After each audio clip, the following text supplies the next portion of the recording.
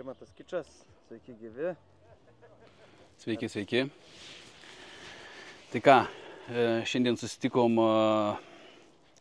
prie Želvos ežero. Labai džiugu, kad šitą renginį pirmą kartą organizuoja Lietuvos karpininkų asociacija. Šiuo metu mes esam Meškerių testiniam poligone. Šiek tiek pakalbėsim apie pačius įrankius, kuo įrankiai skiriasi, kuo ritės, kurios turi pranašumus, valai, įrankio kietumas, minkštumas, šėrimo įrankiai, markeriniai įrankiai. Tai gal labai trumpai, sakykime taip, kad didžioji dalis karpininkų gaudo šiandienai su ir Lietuvoje populiariausia gal yra Shimano ritės. Iš esmės tai yra puikiai ritė. Esmė yra tokia, kad pagrindiniai aspektai yra, į ką reikėtų atkreipti, norint gaudyti toli. Tai pirmiausia yra valo suklojimas.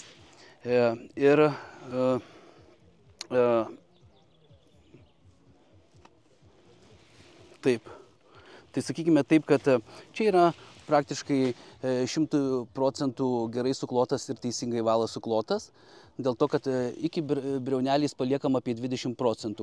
Realiai reikėtų palikinėti, sakykime, nepatyrusiam žvejui iki 50% briaunelės, bet, sakykime, jau profesionaliai ir pažengusiam, tai keliamės iki 80%. Iki 100% negalima kelti, dėl to, kad valas po to pradeda pintis. Kuo skiriasi Daiva ritės nuo Shimano ričių, iš esmės Daivos ir Shimano pagrindiniai skirtumai tai yra valo klojimas ir būgnelio ilgis. Dabar jau naujausiuose Shimano ritėse pradėjo ir pailgino ir būgnelio ilgį pailgino ir Shimano gamintojas, bet iš esmės tarp šitų dviejų ričių skirtumas yra tas pagrindinis valo klojimas. O valo klojimas yra svarbus tam, kad traukiant žuvį, valas su Shimano rite įsitempia, kada kloja viją paskui viją, sulenda jisai tarp vijų ir sekančiam metimui iš esmės reikėtų persimatuoti arba įsitempti, kad maksimaliai pasiektai maksimalų atstumą. Dėl to, kad valas pradeda strigti. Daivos ritys yra klojimas Z formos klojamas valas, tai jisai neleidžia vijom sulysti viena po kita ir dėl to, kad tada galima sekti metimą po metimo ir nuotolis nuo to nenukenčia. Patys valai, tai čia, sakykime, yra minkštesni, kietesni valai. Patys svarbiausi aspektai yra valuose tas, kad prieš kiekvieną žvejybą arba pasikeičiant valus, reikia būtinai išsitestuoti valų tamprumus. Kas tai yra labai svarbu, kodėl tai yra labai svarbu padaryti, dėl to, kad žvejai dažniausiai žvejodami tam tikrą atstumą galvoja, kad jie gaudo gerokai už pašaro, bet dažniausiai gaudo prieš pašarą. Dėl to, kad įsivaizduokim taip, kad, pavyzdžiui, kalbėkim apie mimikrio valą, Prologiko, tai sakykime taip, kad 120 pamatavus metrų šitas valas maždaug tempėsi iki 8-9 metrų. Kalbant apie šėrimo įrankį, šitas valas yra pintas valas, Daiva Tournament valas, jisai tempėsi iki 12, nors sakytų, kad negali temptis pintas valas, bet įsivaizduokim taip, kad mes pasimatuojam 120 metrų ilgio atstumo nuotolį, 120 metrų, metant su spūdiniu įrankiu jisai maždaug krenta už 130 metrų, o monoflamentinis irgi maždaug apie 130. Tai įsivaizduojam, kad mes susirandam žvejybinę vietą, kuri yra už 120 metrų, susimatuojam valą, atsimatuojam atstumą 120 metrų ir tiesiog mes gerokai permetam žvejybinę vietą. Tai labai svarbu prieš pasikeičiant valus atkreipti dėmesį į valų tamprumą, nes tai yra labai svarbu. dėl to, kad gaudytut jūs tiksliai tam tikroje vietoje, kurioje jūs esat numatę gaudyti. Tai va, kas daugiau iš tų įrankių, tai įrankiai kainoje tai nėra labai svarbu. Kiekvienas sportininkas pagal save turi pasirinkti ar žvejys įrankį, dėl to, kad vienam reikia kietesnio įrankio, kitam reikia minkštesnio įrankio, dėl to, kad viskas tai priklauso nuo pačio sportininko fizinių sugebėjimų ir greičio. Ar įrankis turi įtakos užmetimo nuotolį?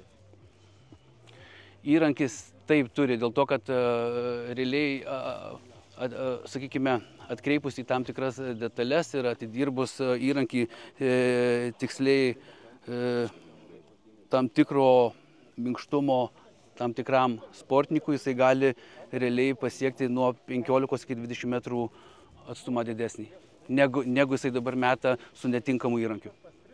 Ką rekomenduotumėt būtent iš meškerių gamintojų? Iš esmės, sakyčiau taip, kad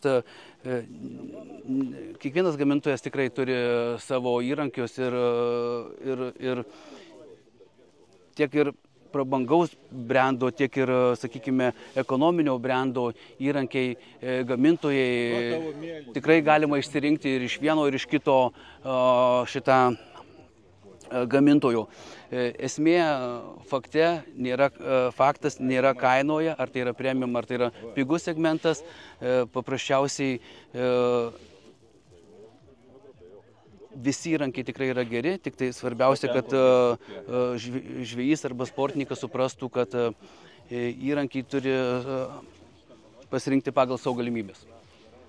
Dabar metimo nuotoliui pintas, nepintas valas turbūt irgi turi įtakos, ne? Žinoma, kad pintas valas, pintas, nepintas turi įtakos ir, pavyzdžiui, jeigu naudojant prasto gamintojo arba ekonominį pintą valą, tai siūlyčiau tada geriau pasirinkti monovalą, dėl to, kad pintas valas įgeria vandenį ir po keleto metimų, ypatingai šeriant, jaukinant žuvį, tai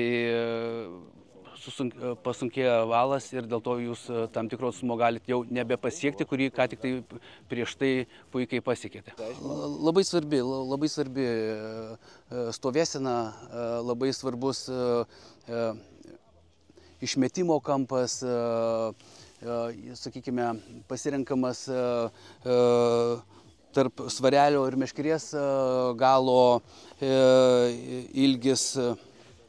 Daug yra visokių subtilybių, daug yra visokių niuansų ir šiandien dienai ta diena ir yra, kai mes dirbam ties tom detalėm, kad atvažiavęs sportininkai, žvejai galėtų pabandyti, sakykime, apie 10-15 skirtingų gamintojų įrankių, minkštumų, kietumų ir Gintaras Puzinauskas dabar stovi prie žvejų ir sportininkų, kaip sakau, ir aiškina jų klaidas, kad tam tikrus niuansus, kaip ir kalbėjom, apie išmetimą, apie trajektoriją, apie stovėseną, kad, sakykime,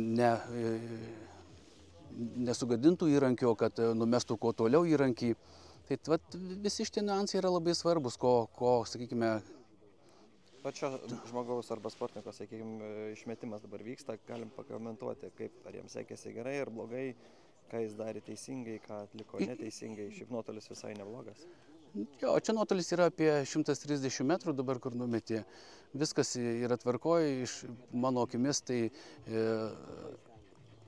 metikui dabar buvo šiek tiek, mano akimis, atrodo, lyg tai ir tvirtai sudėtas vyras, bet mano manimu, kad jam yra šiek tiek per sunkus įrankis, o kodėl yra per sunkus, tai greičiausiai, kad buvo pakrautas jaukinimo spomba, buvo pakrauta per daug, taip.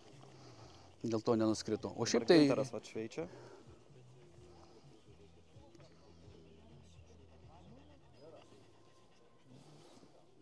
Čia metimas bus už 150, viskas tvarkoja.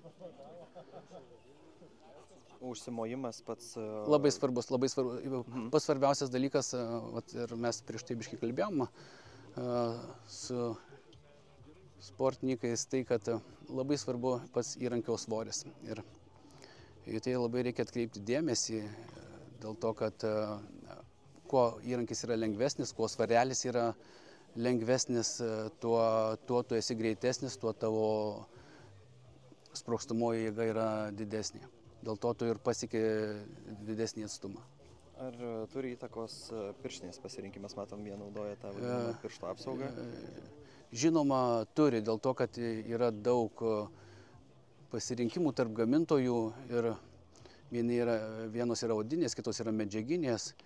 Tai tiesiog labai svarbu yra tam tikrom žvejybinėms sąlygoms, sakykime, tokiom kaip sausom, tai daugiau tinka odinė, bet kaip yra šlapios, blogos sąlygos, tai dažniausiai varžybose naudojam tam tikras tokias medžiaginės, medžiaginio pagrindo, kad neslystų valas nuo piršto. Tai yra subtilybių labai daug, apie kurias kalbam, aiškinam žvejam, kad, sakykime, nedarytų tų klaidų, kurias mes kažkada darėme.